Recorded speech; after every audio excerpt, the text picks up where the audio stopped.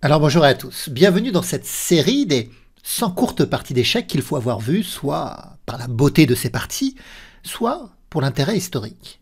Et la partie que je vais vous montrer aujourd'hui, c'est Napoléon. Napoléon lui-même qui l'a joué. Alors Napoléon a beaucoup joué aux échecs, durant ses campagnes militaires, jusqu'à son exil à Sainte-Hélène, où les distractions, bien sûr, furent assez rares. Et à Sainte-Hélène, Napoléon jouait contre le comte de Montholon, le général Bertrand. Il faut savoir qu'il avait un échiquier à sa disposition à Sainte-Hélène. Un échiquier qui lui a été envoyé par un officier de la marine anglaise, John Elphinstone. Alors pourquoi cet officier de la marine anglaise lui a envoyé? Au moment de ce cadeau, John Elphinstone est directeur d'un comptoir, du comptoir de Canton pour la Compagnie des Indes orientales, et il lui envoie un échiquier chinois. Et c'est pour le remercier, c'est pour remercier Napoléon. Parce que lors de la campagne de Belgique en 1815, Napoléon va imposer que l'on soigne un officier anglais qui est blessé. Et cet officier anglais n'est autre que le frère de John Elphinstone. Alors l'échiquier a failli d'ailleurs ne pas être remis à Napoléon parce que, vous savez, l'officier anglais qui est en charge de la surveillance de Napoléon, Hudson Law, était très pointilleux et il a mené la vie dure à Napoléon pendant son exil. Et il ne voulait pas lui remettre cet échiquier, d'autant que cet échiquier, il y avait sur chacune des pièces la lettre N de Napoléon, bien sûr, surmontée du sigle impérial. Alors il était hors de question qu'on lui remette cet échiquier, mais finalement, Hudson Law a fini par accepter qu'on lui remette en effaçant bien sûr ses inscriptions. Et cela avait quand même beaucoup touché Napoléon, ce geste de John Elphinstone. Alors j'aurais pu vous montrer aujourd'hui une partie que Napoléon a jouée contre le général Bertrand, une partie qui est notée en 1818, 1820 selon certaines sources, mais je ne vais pas vous la montrer parce qu'en réalité, les sources ne sont pas fiables. Et il est probable en réalité que cette partie n'a pas été jouée par Napoléon. Alors je vais plutôt vous montrer une partie célèbre que j'ai déjà eu l'occasion de commenter pour la chaîne, mais que je vais remettre au jour par rapport à la sortie la prochaine du film de Napoléon de Ridley Scott. Je vais vous remontrer donc cette partie de Napoléon, où là on a des sources très fiables, très sérieuses, solides, où Napoléon a joué contre l'automate turc, le turc mécanique. Alors qu'est-ce que c'est que cette histoire? Une histoire bien étrange. Nous sommes à la fin du XVIIIe siècle. Il y a une sorte d'ingénieur, d'inventeur, qui s'appelle le baron von Kepelen, Wolfgang von Kepelen. Et Wolfgang von Kepelen va inventer cette machine mystérieuse, sibylline de l'automate turc. Il faut comprendre qu'il y a un spectacle qui est donné pour l'impératrice d'Autriche, un spectacle qui est donné par un magicien français. Et à un moment donné, l'impératrice d'Autriche demande à von Kepelen de lui expliquer le tour du magicien français. Et von Kepelen est incapable de le faire. Et il se sent humilié. Et il va décider de créer une machine qui dépasse toute la magie ou tous les artifices qui ont pu être présentés à l'impératrice d'Autriche. Il va donc créer cette machine. Une machine qui va faire la tournée des cours européennes, tant sa popularité va être grande. Va même finir par un voyage aux États-Unis et finira un sentier au musée de Philadelphie. Alors cette machine va jouer donc au château de Schönbrunn contre Napoléon. En réalité, c'est une supercherie. Cette machine, cet automate censé savoir jouer aux échecs, n'en est pas vraiment un. Il y a un opérateur, une personne de petite taille qui est cachée à l'intérieur. Et le joueur qui va jouer à l'intérieur de cette machine s'appelle Johann Allgeier, un des meilleurs joueurs d'ailleurs de l'époque. Alors il faut comprendre que cette machine-là, il y a des portes qu'on peut ouvrir, et quand on ouvre des portes, on voit tout un tas d'engrenages, de mécanismes un peu mystérieux qui se mettent en action. Et lorsqu'on ouvre une porte, puis une autre, il y a un système de siège coulissant qui permet à la personne qui est cachée à l'intérieur de cette machine de coulisser donc derrière les engrenages et les mécanismes, ce qui fait qu'elle n'est pas détectable. Et il y a tout un système de rouages qui permettent d'actionner les bras de l'automate et ainsi de jouer la partie. Il faut savoir d'ailleurs que le baron von Kepelen a inventé d'autres choses. Il a été le premier à inventer une machine à synthèse vocale, à reproduire la voix humaine. Et le premier mot de l'histoire qui a été reproduit ainsi, c'est le mot échec. C'est amusant quand même. Et donc Napoléon, lui, va jouer contre cette machine sans savoir, sans avoir détecté la supercherie. Et on va regarder cette partie. Alors dans cette partie, Napoléon a les blancs, il va ouvrir avec le pion roi, il va jouer E4. Alors il faut comprendre que Napoléon n'était pas un excellent joueur d'échecs. D'abord parce qu'à l'époque, il n'y avait pas tous les moyens qu'on a actuellement pour enrichir nos connaissances échiquiennes. Et puis il avait beaucoup d'autres choses à faire, bien sûr, Napoléon. Et une autre explication du pourquoi il n'était pas un excellent joueur, c'est que, alors qu'il était un excellent stratège, bien sûr, c'est qu'au jeu d'échecs, on commence avec une symétrie totale. Or, dans les guerres, dans les campagnes, dans les batailles que Napoléon a menées, il y avait souvent, même tout le temps, une asymétrie. Il n'y avait pas le même nombre de combattants. Alors bien souvent, on sait que Napoléon combattait en infériorité numérique, mais il y avait d'autres données qui rentraient en compte, notamment l'équipement. Et si au départ, dans les premières années, l'équipement du grognard de soldats français n'est pas terrible, il s'est énormément amélioré par la suite. Sauf à Waterloo, où les fusils français d'ailleurs étaient beaucoup moins performants que ceux des Anglais. Et puis il y avait surtout le terrain, la connaissance du terrain. Et Napoléon était très pointu dans l'exploitation de toutes les subtilités, de toutes les asymétries, différences, déséquilibres du terrain. Or, aux échecs, il n'y a pas cela. Et donc après E4, Johann Allgeier, qui est donc caché dans l'automate turc, va jouer E5. Il va répondre symétriquement. Et là, Napoléon va jouer Dame F3. Un coup qui est douteux et même pas très bon.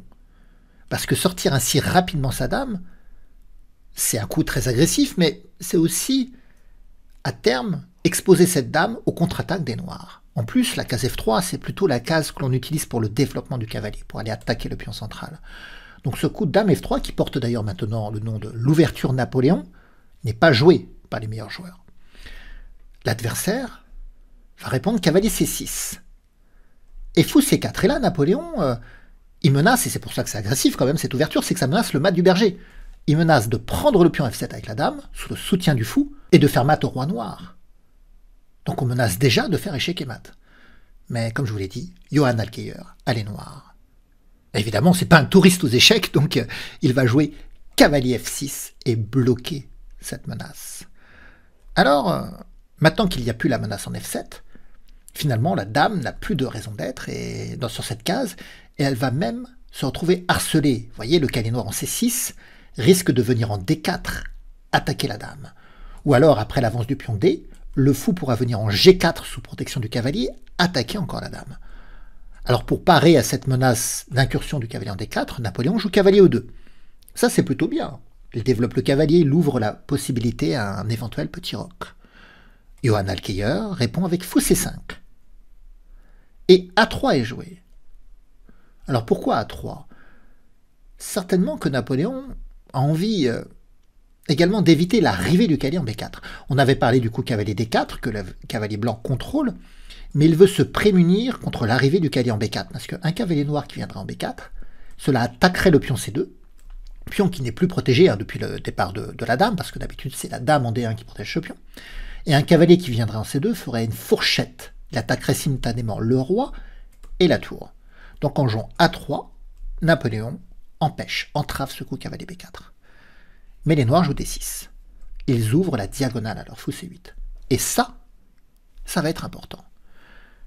Petit roc, fou G4 attaque la dame. Et là, on se rend compte que la dame, elle n'est pas si bien positionnée. Et vous voyez, contrairement à la dame noire qui, pour l'instant, est tranquille dans son camp, bien la dame blanche est attaquée. Lequel il protège le fou attaque la dame. Alors Napoléon, il va la décaler en D3. Mais en D3, vous savez, ça va bloquer le pion D2 qui va gêner le développement du fou C1. Et déjà, on se rend compte que la position blanche n'est plus très harmonieuse. Et là, Allgeier attaque. Il joue cavalier H5. Il ouvre la diagonale à la dame pour qu'elle vienne se porter à l'attaque du roi blanc, soit en G5, soit en H4. Et le cavalier s'apprête à rentrer en F4 pour attaquer la dame blanche. Alors vous allez me dire, oui, mais le cavalier pourra s'échanger contre le cavalier noir. Sauf que le fou pourra d'abord éliminer le cavalier blanc. Et après, le cavalier noir s'implante en F4. Alors, Napoléon, il joue à H3. Un mauvais coup. Parce que finalement, il va inciter les noirs à faire ce pourquoi ils étaient venus. Donc, fou prend. Dame reprend. Et là, le cavalier va venir en F4 attaquer la dame. Donc du coup, la dame, une nouvelle fois, il faut la bouger. Vous voyez que la dame, depuis tout à l'heure, la dame de Napoléon est trimballée d'une case à une autre. elle recule en E1. Et là, Johann Allgeier ne va pas jouer le meilleur coup. Alors il joue quand même un coup d'attaque. Il va arriver avec son cavalier en D4 pour attaquer le pion C2 et menacer la fourchette Dame, tour.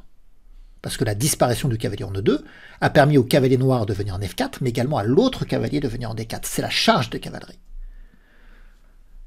Mais à la place de cavalier D4, il y avait un coup plus méchant.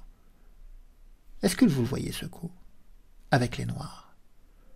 Cela aurait été de jouer la dame en G5. Avec cette menace, dame prend pion G2 mat. Le cavalier F4 soutient l'arrivée de la dame. Et on ne peut même pas essayer d'entraver cette arrivée de la dame en G2 en poussant en G3, parce que le pion en F2 est cloué par le fou. Il ne peut pas partir, parce que sinon ça découvrirait le roi blanc. Donc ça permet à la dame de prendre en G3 sur échec, sans redouter que le pion prenne.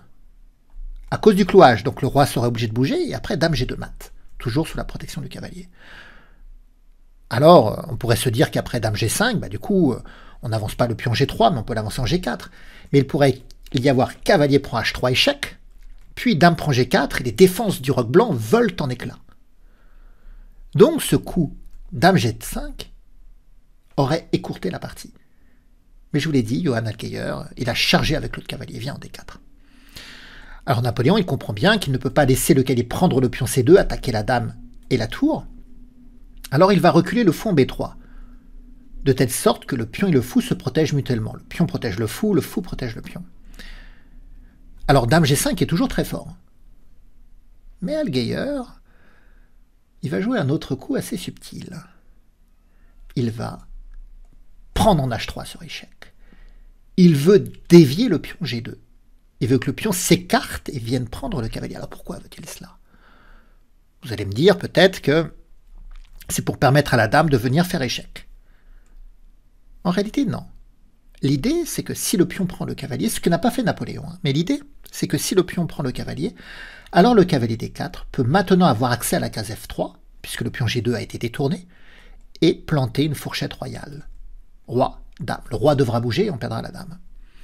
Donc du coup, après cavalier prend H3 échec, le pion, il ne peut pas bouger, mais d'un autre côté, le roi est attaqué, donc il faut le soustraire à cette attaque. Et Napoléon, il se décale en H2. Et là, Johann Allgeier arrive avec la dame en H4. Le roi ne peut pas prendre le cavalier parce qu'il y a la présence de la dame, et si le pion prend le cavalier, c'est toujours le même problème, la fourchette royale. On attaque le roi et la reine. Donc avec cette arrivée de dame en H4, il faut comprendre qu'en plus, les noirs menacent un départ du cavalier, avec la dame qui attaquerait. Donc du coup, Napoléon, il joue G3, il attaque la dame noire. Mais la case F3 est devenue faible, sans défense, donc cavalier F3, la fourchette royale. Alors Napoléon, il peut se dire que peut-être il va perdre la dame, mais il va également gagner la dame noire. Sauf qu'il vient en G2. Donc du coup, le cavalier noir peut prendre la dame en attaquant le roi, en faisant échec, ce qui empêche Napoléon de prendre la dame noire. Alors vous allez me dire, oui, mais il ne fallait pas venir en G2, il fallait aller sur une autre case. Oui, mais quelle autre case? Il n'y en a qu'une seule finalement. Si on ne vient pas en G2, il faut venir en H1. Et là, il suffit à la dame noire de reculer pour ne plus être attaquée par le pion. Et il y a toujours cette menace de découverte, c'est-à-dire de départ du cavalier qui attaque le roi, et toujours la menace de prendre la dame. C'est-à-dire que si la dame se décale, par exemple en E2, eh bien, le cavalier a juste à partir et c'est mat. Par exemple, cavalier F4. Alors il ne part pas n'importe où le cavalier. Il vient en F4 pour contrôler la case G2. Comme ça, les deux cavaliers contrôlent les cases de la colonne G, et la dame attaque le roi, et il n'y a plus de case. Échec et mat. On ne peut pas prendre le cavalier puisque la dame attaque. Donc du coup, sur cavalier F3 échec, Napoléon est venu en G2 et il perd la dame sur échec. Tout reprend. Maintenant, Allgeier va sauver sa dame, il va venir en G4. Pion D3. Napoléon n'abandonne pas, même sans sa dame, il va continuer encore, mais maintenant c'est que de la souffrance. Fou prend F2. Avec ce réseau défensif de la dame qui protège le cavalier qui protège le fou qui attaque la tour, et le fou et la dame qui vont attaquer le pion G3. La tour vient en H1, dame prend G3 échec, tout est protégé. Donc le roi n'a qu'une seule case.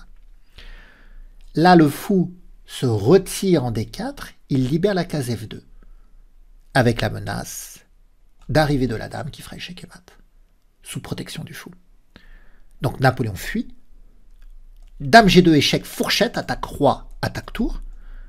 Napoléon fuit. Dame prend H5 échec. Roi D2. Dame G2 échec. Roi E1.